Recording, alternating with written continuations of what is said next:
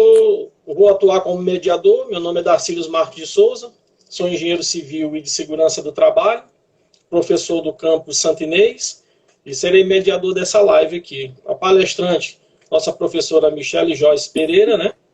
Tecnóloga em construção de edifícios pelo IFMA, pelo nosso IFMA Campus Santo Inês, onde inclusive foi professora também substituta, é mestre em engenharia civil pela UFPE, deixa eu colar aqui, né? UFPE.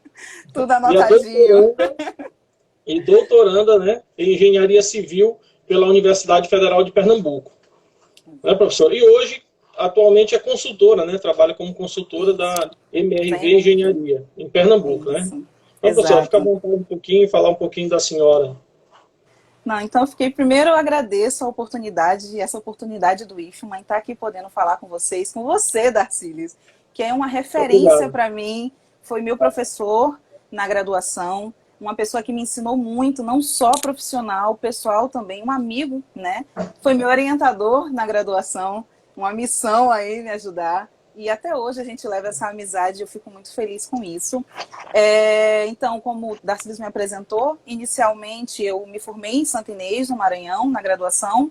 Depois, devido à aprovação, né, em relação ao mestrado, eu tentei em algumas cidades e vim para Pernambuco, Recife, onde eu fiz o mestrado, finalizando, né, início agora de fevereiro, março, foi quando eu finalizei o mestrado, e já ingressei em seguida no doutorado. Isso para mim foi uma grande realização, porque a gente ainda tem aquela mania de achar que a gente veio do interior e quem é do interior não tem as mesmas oportunidades, mas tem sim, basta a gente querer e a gente consegue, e eu fico muito feliz por isso. E hoje eu estou na MRV como consultora imobiliária, estou descobrindo uma nova Michele, mais comunicativa, né? Quem tem acompanhado o Instagram tem visto que eu tenho feito algumas lives explicando, então isso também é muito legal. Não estar na sala de aula, mas hoje estou aqui do outro lado, né, no Instagram, mas também falando, explicando. Então, acho que a docência está sempre aí acompanhando a gente.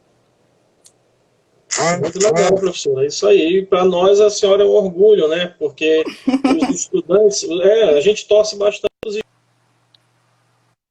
Santo Inês, e nós já temos meninos estudando fora, meninos que eu chamo, para nós nunca deixam de ser meninos, né? Os meninos estão estudando fora, tiveram experiência lá fora, inclusive Júlia, né, que é muito próxima aqui, ela está trabalhando em canteiro de obras aí perto, né, uma obra muito grande, muito de relevância para a região. Isso deixa a gente muito feliz. Né? Maria Rita também, né, bom lembrar, que foi uma aluna que foi 2 vezes, né, para o exterior. Não tem jeito, nós vamos esquecer que são tantos alunos, é tanto sucesso, que nós lembraríamos de todos, se fosse poucos. Mas, em compensação, é melhor ser muitos e a gente esquecer, né? Que pelo menos a gente fez um bom trabalho. Né? Então, professora, eu vou seguir aqui com o nosso tema, né? Que é o impacto nas edificações e desafios da construção civil, né, na pós-pandemia, né? Então, nossa ideia é como vai ficar a construção civil após essa pandemia, né? Porém, a gente precisa analisar o que está sendo feito hoje, o que está se pensando hoje, né? Dentro da pandemia, porque a construção civil não pode parar. Então, essa projeção para a melhoria da economia tinha como uns pontos de partida a construção civil, que é a atividade econômica que movimenta muitas outras, como o comércio de venda de materiais, como cimento, areia, a logística desses materiais, né, de contratação de mão de obra, quer seja ela direta, indireta, ferramentas, máquinas, equipamentos, né? Porém, com essa catástrofe sanitária, né, causada pelo Covid, as obras foram paradas. E as que já retornaram, elas diminuíram muito o número de funcionários, que estão trabalhando com muito cuidado e atendendo às recomendações de normas governamentais, internacionais, nacionais, da iniciativa privada, tipo as da OIT, né, Organização Internacional do Trabalho, as da OMS, Organização Mundial de Saúde, isso em nível internacional. E tem as nossas aqui, né, que é a ENIT, que hoje ela é do Ministério da Economia, nós chamamos Ministério do Trabalho, que hoje é Ministério da Economia, né? São as normas da ENIT, certo? Que a ENIT é a Escola Nacional de Inspeção do Trabalho, a CEBIC, Câmara Brasileira da Indústria da Construção, a SECONSE, Serviço Social da Construção Civil, o SESI, Serviço Social da Indústria. Então, aí, todos esses órgãos, eles ficavam um pouco fechados ali. Muita gente, que inclusive da área de construção, não tinha acesso. E hoje eles estão viabilizando normas, eles estão criando protocolos, né? Está muito em voga hoje essa palavra, né? Protocolos, para poder haver um trabalho mais saudável, digamos assim, né? Porque nós já tínhamos um trabalho muito importante dentro dos canteiros de obra, que era a parte de segurança, que era contra os riscos ocupacionais. E hoje nós temos esse risco aí, que eu chamo até de um risco social, porque proibiu nosso convívio social. Hoje é o convívio social de casa e com as pessoas que moram na casa, nossas mães, parentes, tal, ficaram um pouco distantes por medo da gente, né? Nós que somos mais novos, né? Nós somos mais novos. Minha mãe está com 75 anos, então eu hoje fico com receio de estar visitando, assim. Tem que ter bastante cuidado. Aviso antes para ela se preparar. Sem abraço, sem nada, poxa. É ruim, né? Agora, doutora, vou começar aqui com uma pergunta para a senhora, né? Certo, que é o seguinte, pergunta pesada logo, né? Para deixar o corpo quente. Sim. Antes da pandemia, já havia quem olhasse com ceticismo para a recuperação econômica do país, né? Que em 2009 ele avançou só 1,1%. Então, com esse primeiro semestre de 2020 já praticamente perdido, né?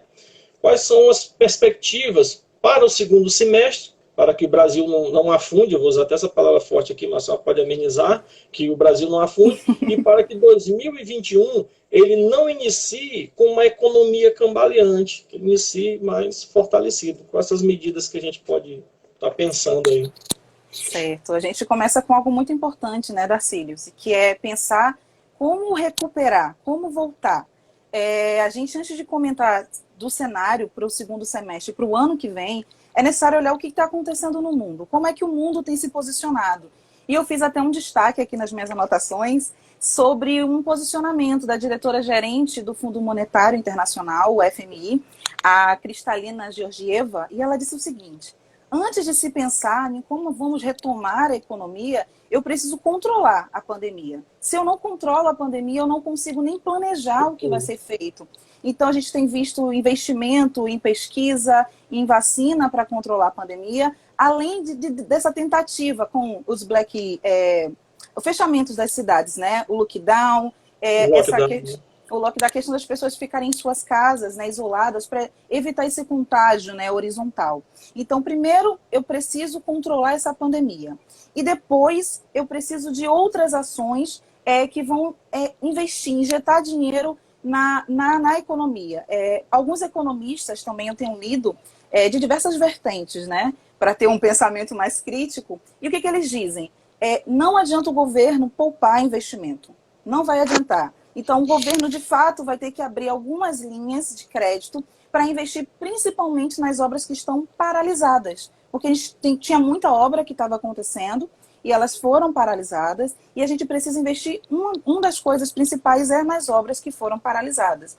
E aí, outros economistas falam que deveria se rever o teto, congelamento de salário, mas a maioria é positiva no sentido de que é necessário investir no segmento de hotelaria, restaurantes, esses pequenos negócios que foram os mais afetados pela Covid. Então, a gente tem aí, acho que todo mundo tem visto na televisão, muitas empresas tentaram conseguir um crédito para poder, pelo menos, pagar as contas, manter seus funcionários, e elas não têm conseguido nem esse crédito, né, com o banco para poder manter as atividades básicas.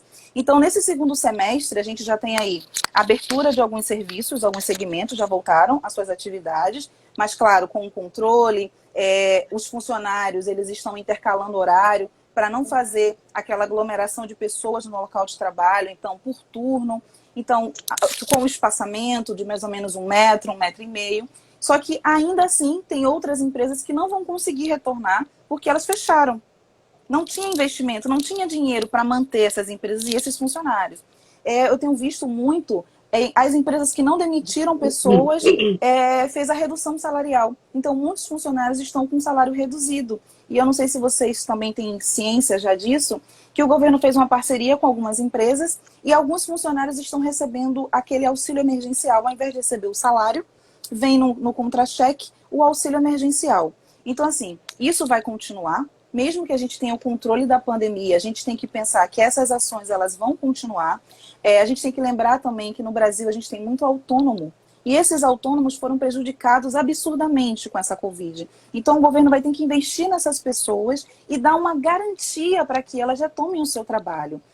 Outra coisa também que a diretora-gerente do FMI comentou foi sobre reduzir o nível de insegurança. Se você observar, as pessoas estão com medo de comprar, com medo de investir, elas estão, eu não sei se ano que vem eu vou estar trabalhando, eu não sei se eu vou voltar a trabalhar. Então, e a gente está com uma insegurança instaurada no nosso país. Então, o governo tem que mostrar, tem que garantir a essas pessoas um mínimo de segurança para que elas retomem as suas atividades, né? Principalmente para essas empresas. E tem o outro lado também, Michele, que são das pessoas que investiram, né? Pessoas que estão pagando como é que chama? Um aluguel e estão investindo também no imóvel, né? Estão com o custo dobrado, né? E aí eles estão, uma perspectiva aí que era de ficar 3 meses, já vai para 6 meses, e as construções diminuíram o seu efetivo. Então isso gera um medo, né? Um receio nessas pessoas que fizeram essa compra, né? Que estão esperando seu imóvel. Darcílio, assim, hoje, pelo menos eu comparando com a construtora a qual eu trabalho hoje, né, não sei como todas estão trabalhando, mas a que eu atuo atualmente, ela tem uma parceria com a Caixa Econômica, que é quem faz o financiamento dos imóveis nossos, que são do Minha Casa Minha Vida, e a Caixa Econômica congelou em 6 meses o pagamento do financiamento. Então, quem comprou um imóvel e estava pagando esse financiamento, ele ganhou 6 meses de congelamento. Mas como funciona esse congelamento? Eu vou pagar tudo somado depois. Não. Vai ser tudo, cada boleto vai ser adiado por mais 6 meses. Então, vamos supor que seu financiamento terminasse em dezembro, ele agora só vai terminar em julho, porque foi prorrogado 6 meses. Então, assim, isso é uma ajuda, é um auxílio para quem, de fato, está envolvido com dívidas, né? Porque você está em um financiamento, você tem uma dívida, né, a pagar. E, além disso, as construtoras também estão tentando negociar com os clientes o pagamento dessa carteira. Diminuindo uma parcela, ou você adiando, ou como também agora tem um seguro bonificado. As pessoas que estavam no financiamento e perderam seu trabalho têm o direito ao seguro bonificado, que é ficar 3 meses assegurado de não precisar pagar aquelas parcelas por conta da própria construtora. De certo modo, as empresas médias, né, ficaram um pouco penalizadas, né? Porque as grandes empresas, de certo modo, têm um capital para se segurar. As pequenas empresas, como não investem muito, elas seguram essa parada aí, né? Consegue incentivo do governo mais fácil, por serem menores. Agora, as médias, para a empresa média, é mais complicado, né? Sim. Eu queria pontuar, você falou sobre a questão dos canteiros de obra. Infelizmente, não tem como parar, porque quem comprou, quem investiu o seu dinheiro no imóvel, quer seu imóvel, independente da pandemia que nós estamos vendo. Você pode observar que as pessoas estão indo ao shopping center fazer compras. Então, quem investiu em seu imóvel quer ter o seu imóvel. Então, as construtoras retomaram as obras. Só que, como você falou, de um contingente menor. A questão, por exemplo, a entrada dos funcionários, que era o momento onde aglomerava mais pessoas. Então, agora, os funcionários chegam na obra só no momento em que vai executar a sua atividade, para não aglomerar. Então, nos refeitórios... Dividiu a entrada, né? Aqueles de serviço, que são os serviços primários, digamos assim, concretagem, aí eles chegam primeiro, depois da alvenaria, mais tarde, e outros serviços, né? Foram divididos para evitar aquela aglomeração na entrada. Exatamente. E, Darcílio, é importante a gente lembrar dessas mudanças que você falou das nossas normas, principalmente das normas de segurança. Em 2009, as NRs, que são as normas regulamentadoras, né, elas já passaram por uma alteração. Não todas, mas algumas delas. E eu trouxe até alguns pontos importantes que eu gostaria de colocar, que já havia sido pensado em melhorar, né? E injetar mais dinheiro na indústria da construção civil. E, por exemplo, a gente tem na NR12, que é a NR que trata, né, da segurança no trabalho em máquinas e equipamentos, eles flexibilizaram, né, criaram uma maneira de avaliar o risco que aquele trabalhador tem perante uma máquina, mas em específico, porque antigamente tinha uma regra geral, né, o risco em geral. E agora eles criaram uma flexibilização, e com essa flexibilização, esperava-se já em 2009 um incremento de 43 bilhões nas indústrias. Então, isso já havia sido pensado em 2019. Olha como isso, né, veio a calhar nesse momento do pós-pandemia. Como essa mudança na norma vai ajudar as empresas de construção. A gente também tem aqui, na NR 24, que é a NR que trata das condições sanitárias e conforto nos locais de trabalho, que hoje eu acho que é o nosso principal foco, né? A questão da convivência. Só um parênteses, na verdade, essa norma aí, ela tem para obras já concluídas, né? A nossa, nós temos, é muito parecido, é quase tudo igual, digamos assim, da NR24 com a NR18, né? Que são. Sim. Só que a NR18, como é construção civil, trata dos canteiros de obra só. E a 24, ela trata do modo geral, né? De todos os locais.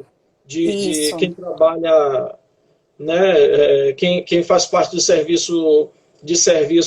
Daquelas, eu chamo de serviço mesmo, né, que é fazer limpeza e tal. Então, aquelas pessoas têm seu armário, elas têm seu armário, tem tudo direitinho lá. Essa é coberta pela NR24. A nossa é a 18. Na 18, nós temos muito parecido. São normas irmãs, digamos assim, nesses aspectos. Muito interessante.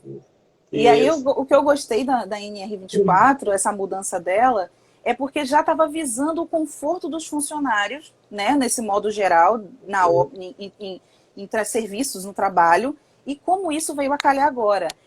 Uma questão que é bom lembrar, teve aquele fato que aconteceu num time de futebol, onde os jogadores estavam alojados em um container, eu acho que isso foi reportado nacionalmente, houve um incêndio, e aí foi aquele caos nacional por conta desse tipo de alojamento. Então, a NR24... Verdade, né?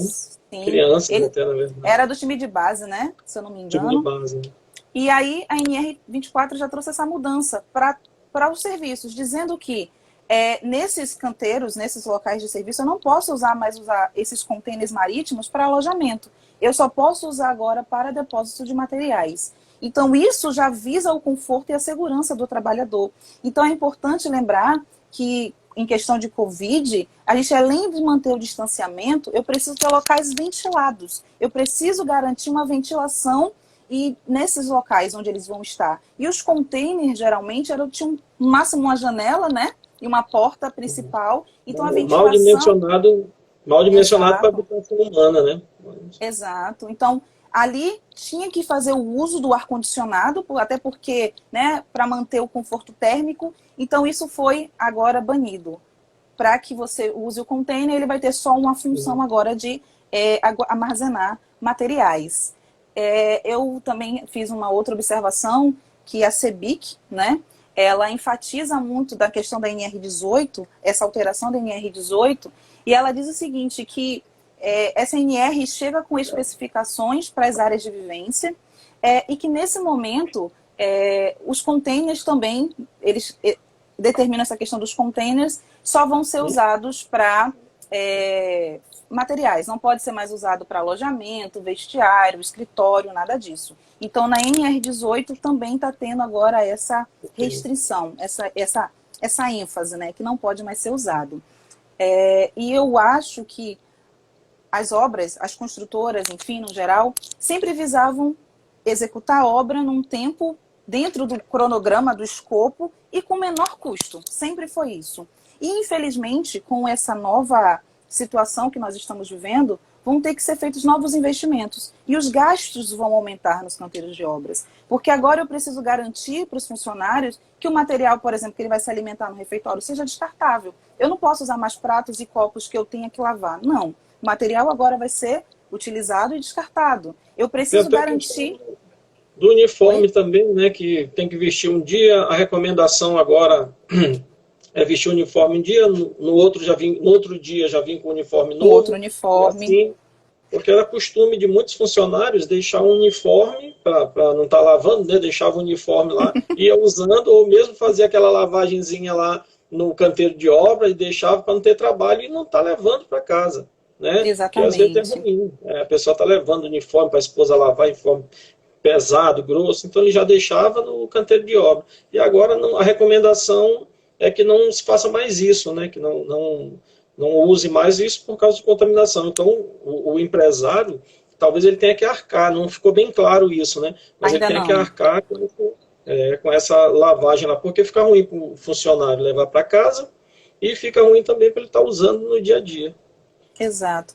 Darcílios, eu até gostaria que você comentasse sobre, por exemplo, a questão das máscaras, né, de proteção. Sempre foi um equipamento de segurança e que tinha que ser usado, tanto o capacete quanto as máscaras. Só que agora a gente tem o problema tanto da proteção contra a poeira e acidente, mas a questão da proteção contra o Covid. Como é que você acredita que os funcionários vão se comportar com essa nova medida? Porque a gente sabe que usar o equipamento de segurança já era um problema. É difícil realmente você trabalhar todo paramentado. É complicado.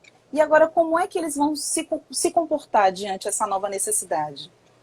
Michele, bem a verdade, EPI para nós aqui, principalmente para quem trabalha, os armadores, por exemplo. Armadores, a gente vai construindo um prédio, eles estão sempre na parte superior, cortando, dobrando ferro e de uma postura incômoda, que eles ficam agachados, né? Isso. Então eles cortam ferro, dobram, então pega aquele sol todo na parte das costas, né? Das costas. E aí, com isso, eles vão tendo esse desconforto. E nós temos também o problema da aglomeração nos canteiros de obra, né? Nos locais, na entrada, na hora do almoço, né? Para pegar materiais. Então, tudo isso aí são locais, digamos assim, de desconforto normal. Agora, quando desse advento da Covid aí, com os SESMIT, né?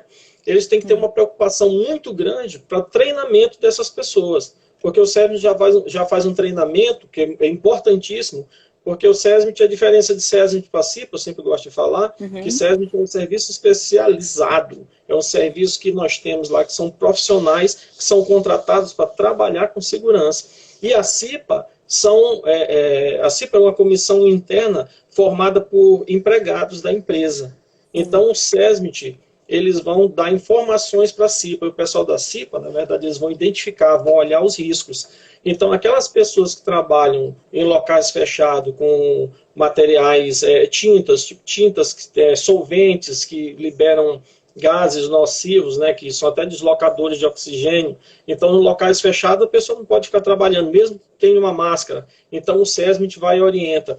Agora, essas pessoas que trabalham, mesmo com ambiente aberto, usa máscara com filtro, uma máscara que a gente chama de PFF3. Né? Ela usa ele com filtro. E as máscaras para poeira, para substâncias como essas da Covid, são a PFF2. Né? Ou ficou muito comum agora falar em N95, que é mais do conhecimento do pessoal da área médica, mas na verdade é a mesma, PFF2. N95 é uma designação dos Estados Unidos, né? da ANSI, da OSAS, desses organismos internacionais.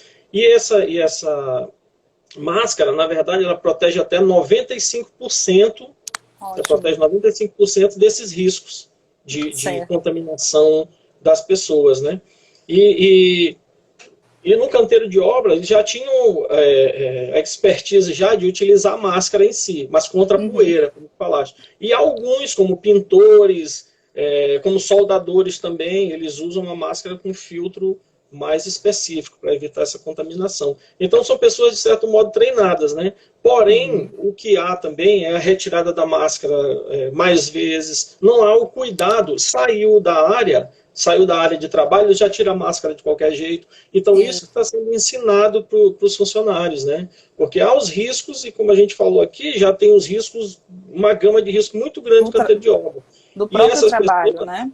Isso, e essas pessoas estão sendo treinadas. Agora, há o desconforto, não tem como dizer que não há o desconforto, principalmente para nós aqui, praticamente norte, aqui no Nordeste, na pontinha do Nordeste, linha do Equador, que é muito quente. Então, ficar com aquela máscara, com uma roupa pesada, com capacete, é insalubre, né?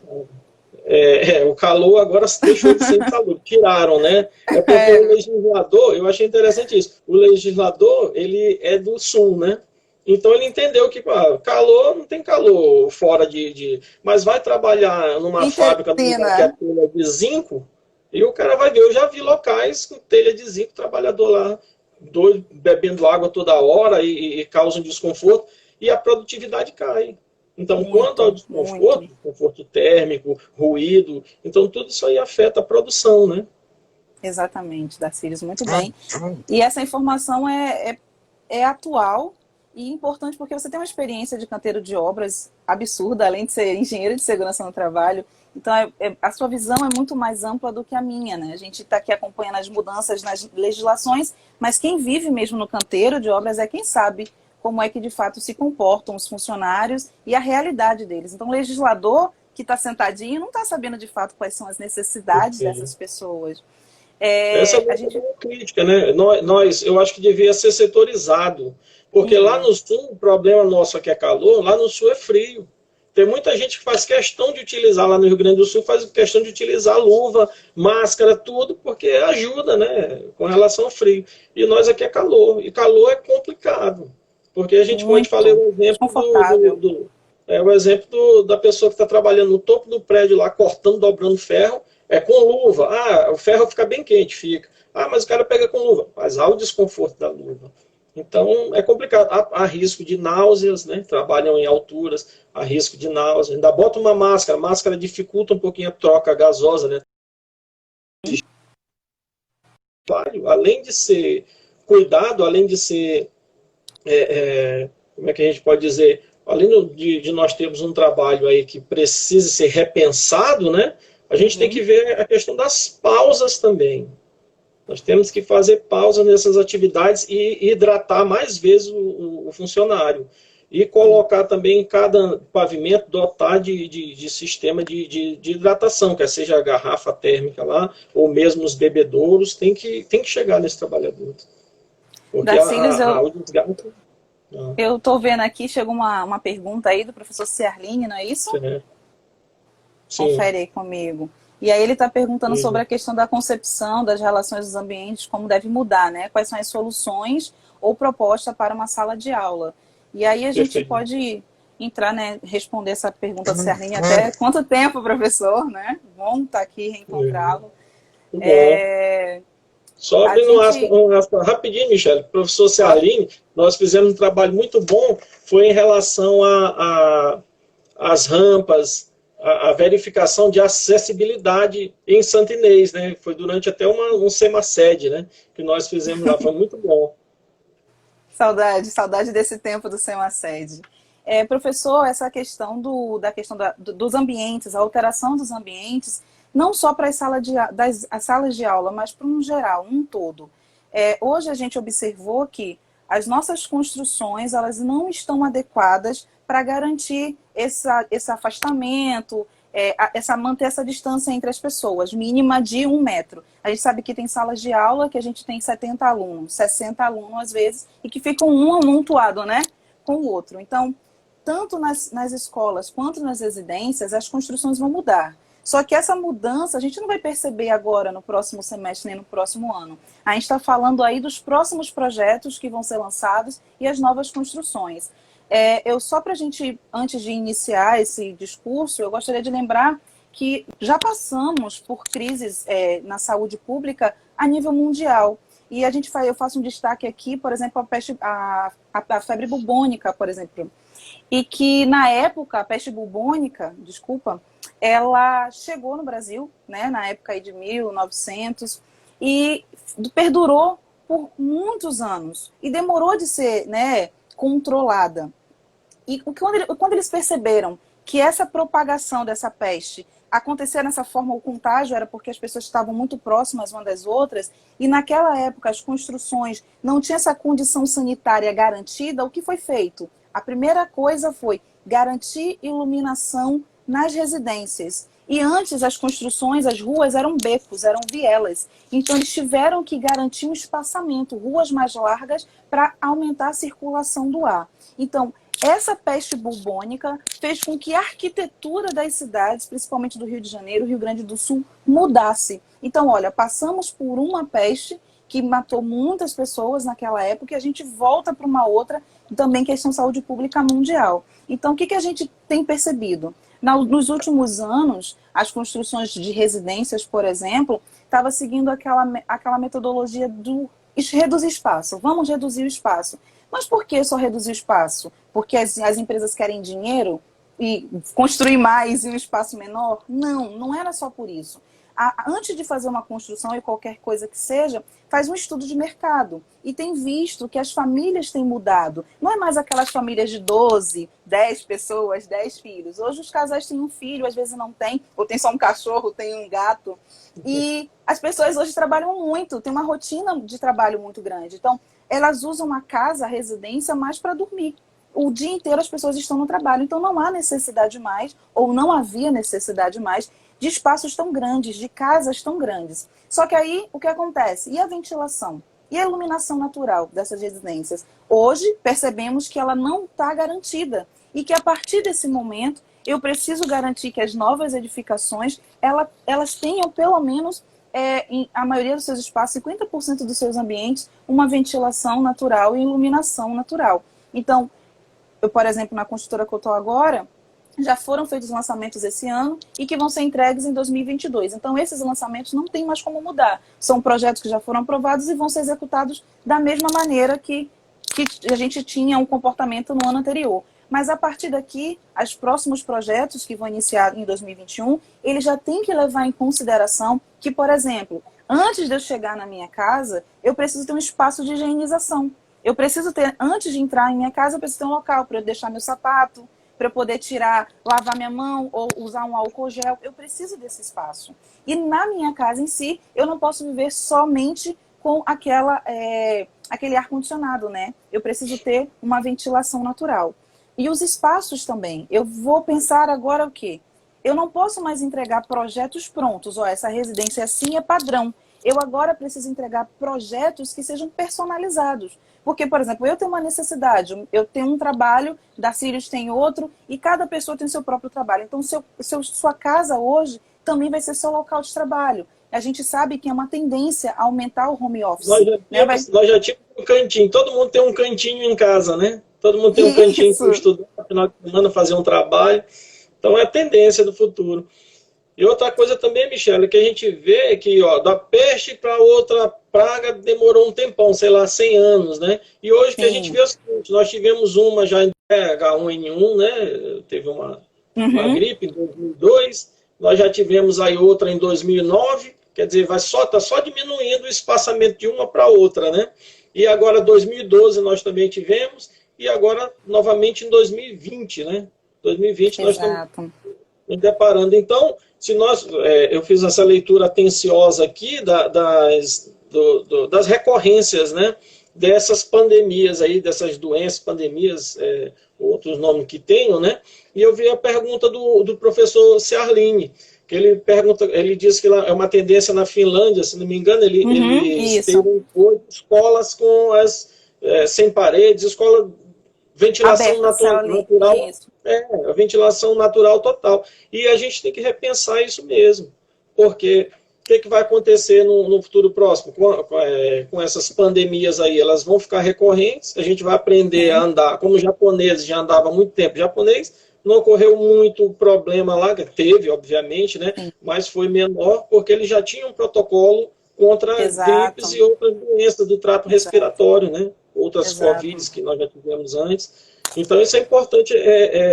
educação e repensar, né? São as salas de aulas abertas, como o professor Ciarline está dizendo, com área de vivência, com tudo muito bem planejado, com locais para higienização. E nós, infelizmente, ainda temos locais aqui, canteiro de obras, escolas, porque canteiro de obras e escola eu acho bem parecido. O público que é diferente, mas é parecido, né? Porque a aglomeração, há uma... Então, a higienização, às vezes, é precária. E Darcílios, a gente também lembra de muitos escritórios. Os escritórios vinham naquela tendência de não ter mais parede divisória entre os setores, né? Eram mesas espalhadas no mesmo ambiente, e aí a gente repensa esses ambientes. Isso não é mais salubre, né? Hoje, na situação que estamos. Precisamos de espaços, de fato, com divisórias e que tenham uma distância entre uma mesa e outra. Então, a gente avança em alguns pontos e depois tem que reconstruir, pegar alguma coisa lá do passado que foi feito, né, e incrementar agora. Sobre a questão também das edificações, que é um do tema da nossa live, lembrar que as pessoas hoje procuram morar próximo às suas residências, ou as suas residências ser próximas dos seus trabalhos. Isso já era uma tendência. Então, a gente tinha uma superlotação nas capitais.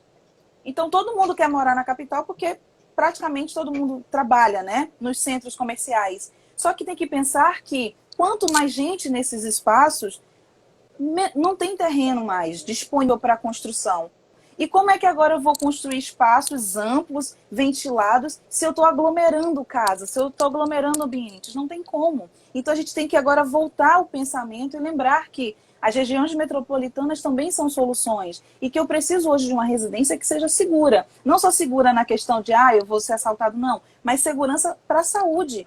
Eu não posso mais ter esses complexos habitacionais. Eu lembro quando surgiu o primeiro caso da Covid no Rio de Janeiro, a preocupação era, meu Deus, como vão ficar as pessoas da comunidade? Porque se uma pessoa se contamina, o espalhamento dessa doença é muito rápido e não é visível, né? Então não tem como controlar. Então, essa questão de morar nos centros urbanos, onde já não tem mais terreno próprio, né, para construção, onde a gente acaba tirando as áreas verdes que melhoram o ambiente, evitar as ilhas de calor. Então, a gente vai voltar aí nessa pegada sustentável, nessa pegada ambiental associado às necessidades de mudança junto com o Covid. E hoje a gente tem que ter uma visão diferenciada de nossos mestres, né? Nossos grandes mestres, que foi Redi, Niemeyer, que eles tinham até o Complexo da Pedreira, que tu conhece, já moraste no Rio, né? Tu conhece lá o Complexo da Pedreira. Era uma visão comunista, né, da época, que hoje não vai mais se adequar à nossa realidade. Então, o que eles queriam? Construir os bairros habitacionais próximo do local de trabalho. Então, lá ficava tudo coletivo, lavanderia, um monte de coisa coletiva, e as casas muito próximas, né, para que o funcionário ele tivesse realmente dividido por 8, né, cada horário de lazer de 8 horas, horário de trabalho 8 horas, e horário de descanso 8 horas também, né, que é dividido o dia. E hoje a gente mora muito distante, leva 2, 3 horas para chegar no trabalho, né?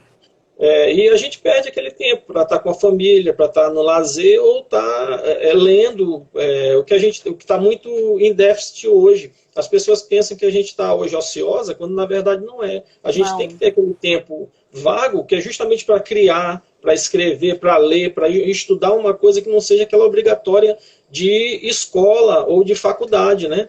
Então, na época, se pensou muito nisso. Só que hoje, aquela concepção que eles tiveram lá não é mais prática. Hoje, com as doenças, com os problemas, né, que nós estamos tendo, isso aí também teria que ser repensado. Sim, Darcílios, muito bem. Eu não sei se você já leu um livro, eu gostaria até de citar. Eu fiz uma leitura, há um tempo atrás, um livro que é Tia Ciata e a Pequena África Brasileira. Não sei se você já ouviu falar desse livro, é até uma sugestão de leitura. E aí ele também trata dessa época lá de 1900, o Brasil já estava sofrendo com o problema da peste bubônica, mas no Rio de Janeiro tinha um outro problema, que era a febre amarela, naquela época. E aí, o que a gente tinha? Ex-escravos que agora eram libertos e que não tinham trabalho, o Estado não garantiu o direito a essas pessoas de habitação, não garantiu. O que elas fizeram? Ocuparam casarões antigos, grandes casarões, dividiram aquela casa em pequenos cômodos e criaram os cortiços, né? E aí a gente tinha uma condição sanitária muito precária. E quando surgiu essa crise de febre amarela junto com a peste, o que o Estado fez? Não. Então agora a gente vai garantir moradia. Não, a gente não vamos tratar dessa questão se foi garantido ou não, mas foi a proposta, tirar essas pessoas, elas não poderiam mais construir cortiços, os que existiam, né, não poderiam receber reforma e não poderiam construir novos cortiços. E as pessoas seriam retiradas daqueles locais e ser realocadas em construções com condições sanitárias dignas, para que evitasse a proliferação. E é importante lembrar que, por exemplo, em relação à peste, qual foi a solução arquitetônica naquela época? Hoje a gente fala da ventilação. Naquela época eles falavam em impermeabilizar o solo, garantir a impermeabilização do solo para evitar contágio. Então, olha como as coisas elas são importantes, está sendo pontuado. A gente não pode esquecer o que passou. É importante pontuar isso. E como isso é evidente hoje, que as nossas construções, apesar de modernas, precisam ainda atender a diversas necessidades. Verdade.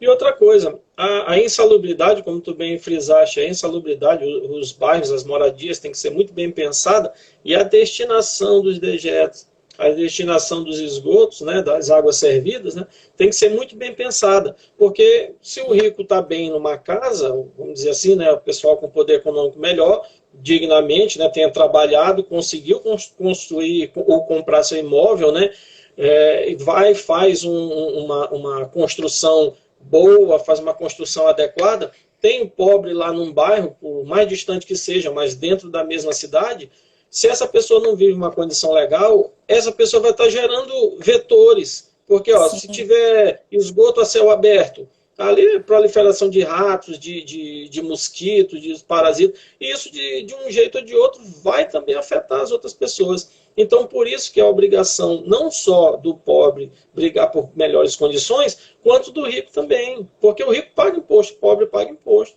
Então, para que é esse imposto? É para que seja feita melhoria em toda a cidade. Para ser aplicado em toda a cidade. Nós não podemos... Tem uma condição... Pode falar. Não, só concluindo. Aproveitar essa situação que nós estamos vivendo também para repensar isso. Porque hoje nós temos um problema que é de ordem, por exemplo, respiratória, né? Mas nós temos lá na África um problema que é ebola. O ebola é um problema sério. Vai que uma pessoa viaje para lá, venha com esse problema de ebola para cá e encontra uma comunidade, encontra um local que tenha esgoto a céu aberto, ou numa praia dessa também, que é jogado dejetos, e haja uma contaminação na cidade toda. Isso também tem que ser pensado. Eu estou falando de ebola, mas pode ser outras coisas. Que até pouco tempo atrás, apesar de ter um monte de filme, né, passando um monte de filme sobre contaminação, sobre perigo de contaminação, eu não pensei agora que fosse uma pandemia dessa magnitude aí, parasse o mundo todo. Darcílias, a gente no Brasil, por exemplo, a gente sofre o grande problema da destinação dos resíduos sólidos, né? Então, a gente vê muitos locais de deposição irregular de resíduos sólidos. E essa deposição irregular atrai o quê? Vetores, doenças, e principalmente roedores, que dizem, né, ser uma das causas da Covid, como foi da peste também. Esses roedores, eles transmitem essas doenças. Então, no Brasil, isso ainda é um problema, que os estados não conseguem resolver essa coleta regular, e ainda muitas cidades não têm coleta seletiva do lixo, para facilitar a reciclagem desse material. Tem até passado uma campanha agora atual. Ou às vezes a cidade tem, mas joga em lixão a céu aberto. Exato. E a gente sabe que desde das resoluções do CONAMA, né, há muito tempo se fala do fechamento desses lixões e a construção de aterros sanitários. E isso tem sido só adiado. Então, no Brasil ainda existem muitos lixões e locais que ainda não foram mapeados, mas que é de deposição irregular. Então, para que a gente faça o controle de uma pandemia, isso também tem que ser mudado. Tem que, de fato, agora o governo não tem como reduzir gastos. Ele vai ter que investir e nessas coisas que já eram um problema para a gente, que era a saúde e as condições sanitárias. Precisa garantir isso, além de investir nesses segmentos que foram mais prejudicados com a pandemia. Como a gente já falou, os hotéis, restaurantes e a própria construção civil. A gente fica feliz, né, quando vê a cidade está crescendo, tem muita obra, está tendo um desenvolvimento social muito bom, mas às vezes tem um lado negativo também, né? A falta de coleta desses resíduos, aumento do número de esgoto a céu aberto, ou destinação incorreta, poluição de rios, né? Há toda essa gama de problemas.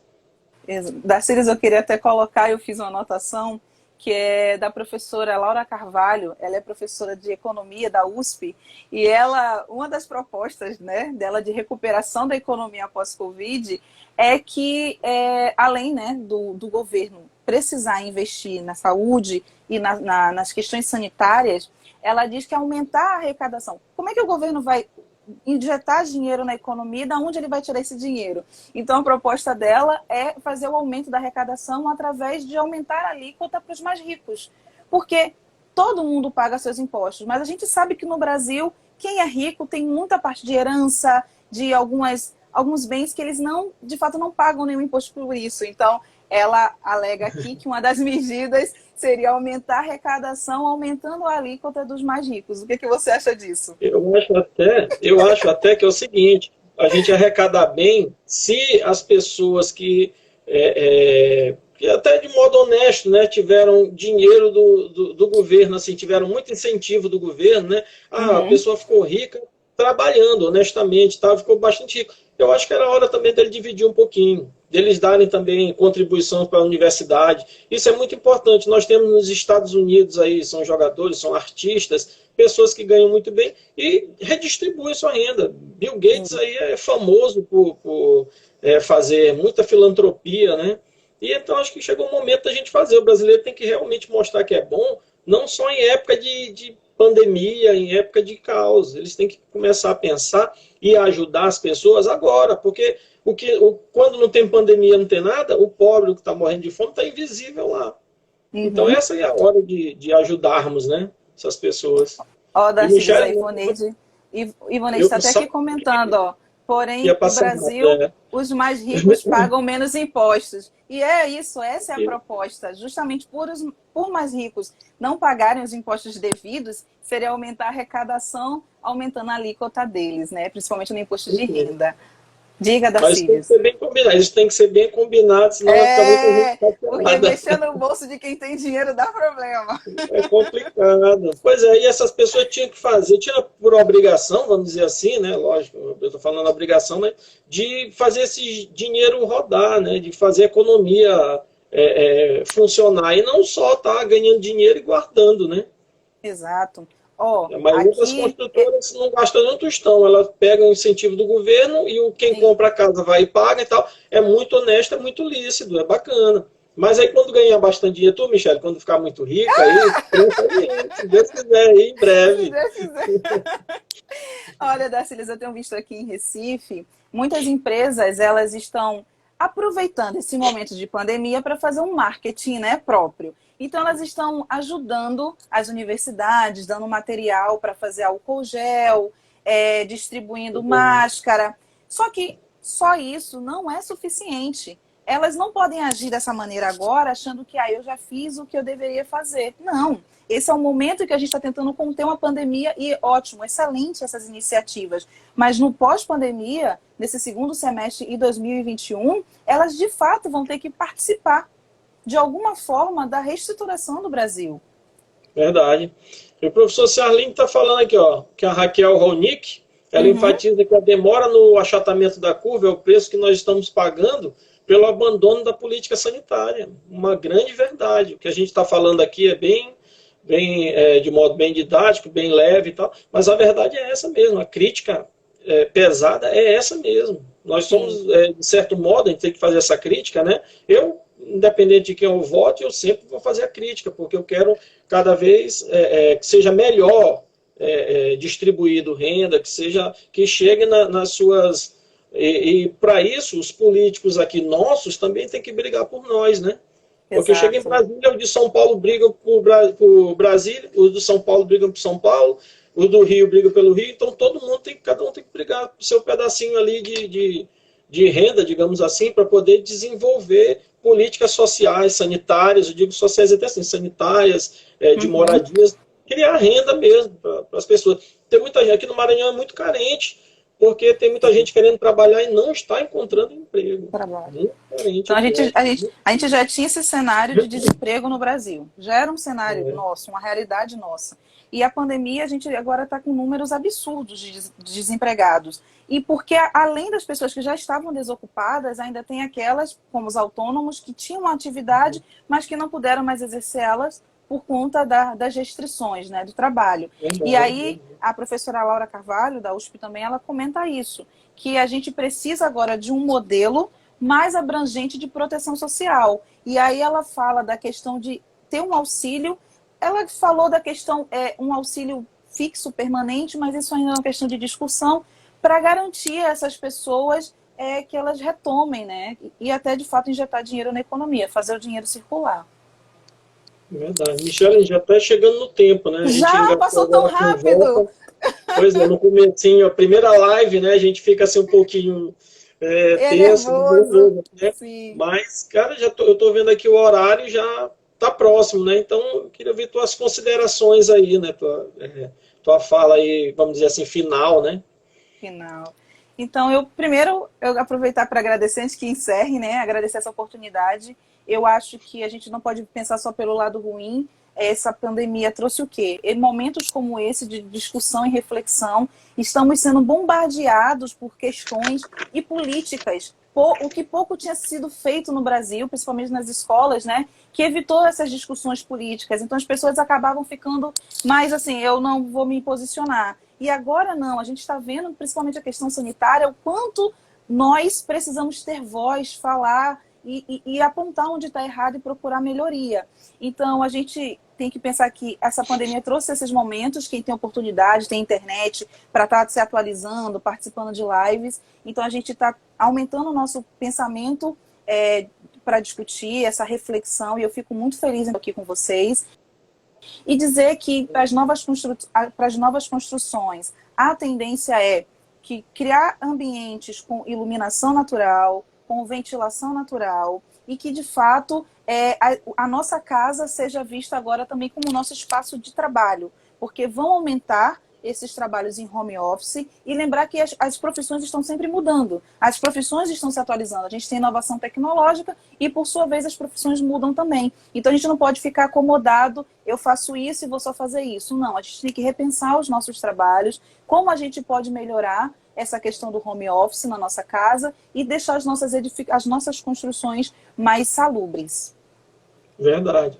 E a gente tem que pensar também o seguinte, nós estamos melhorando, embora nós temos pandemia, nós estamos melhorando. Melhorando em que sentido? Nós estamos projetando agora para o futuro justamente construções, ambientes, cidades que vão evitar esse tipo de risco. Nós estamos melhorando o nosso costume e melhorando nossa situação enquanto cidadãos também, né? Que a gente vai chegar uma hora que a gente está lá todo com o material já sabendo, com uma educação melhor, as crianças aí que estão na escola já sabem se proteger de pandemia, já estão tendo vídeo através de videoaula, eu estava assistindo aqui do meu filho, então eles estão tendo essas informações melhor do que era na nossa época, melhor do que era na época dos nossos pais e avós, né? Então, eles estão sendo criados para uma outra realidade e vai ser até melhor, porque são meninos que estão podendo, eu discuto com meus filhos até problema de questão sanitária, de cidades, e isso eu fico muito orgulhoso dessa educação que eles estão tendo. É muito importante. Já se discute muito, né, Darcílio, a questão da indústria 4.0, das cidades inteligentes, interligadas, onde os processos sejam todos digitais. Então, de fato, esses trabalhos que são manuais, eles vão tender a não existir mais. A gente vai ter que reencontrar novas profissões e a gente precisa estar se modernizando sempre. Então, essa nova geração, ela já está pegando essa passagem, né, de um período para o outro. Isso é muito bom para eles. Serão cidadãos que vão discutir com propriedade, né? Não são pessoas que vão simplesmente reivindicar, não. Eles vão cobrar, se Deus quiser, né? Essa geração aí vai cobrar e vai reivindicar e com propriedade. Exatamente. Pois é, Michele, aí meu caderninho estava aqui, ó. Pergunta ainda, um monte de coisa. Eu deixei tudo no computador. Mas, Darcílio, foi um prazer enorme estar aqui com vocês. Eu te admiro muito. Acho que grande parte do que eu sou hoje como profissional, você sabe que eu aprendi com você nas aulas, fora nas visitas técnicas. Lhe agradeço muito. Eu já vi que a Júlia estava presente, outros alunos aqui do IFMA também, que estão acompanhando a gente. Eu agradeço muito. Aí, né? Oi? Grande abraço a todos. Grande abraço a todos aí, né? Sim. Em breve estarei fazendo live também com eles aí, né? Ó, mandar um beijo para Matheus, que mandou vários coraçõezinhos, dizer que eu tô com saudade de vocês também. Obrigada, gente. Foi ótimo estar aqui com vocês. Valeu, pessoal. Um grande abraço. Eu vou encerrando por aqui. Michele, muito obrigado. Até a próxima. Tchau, gente. Até a próxima.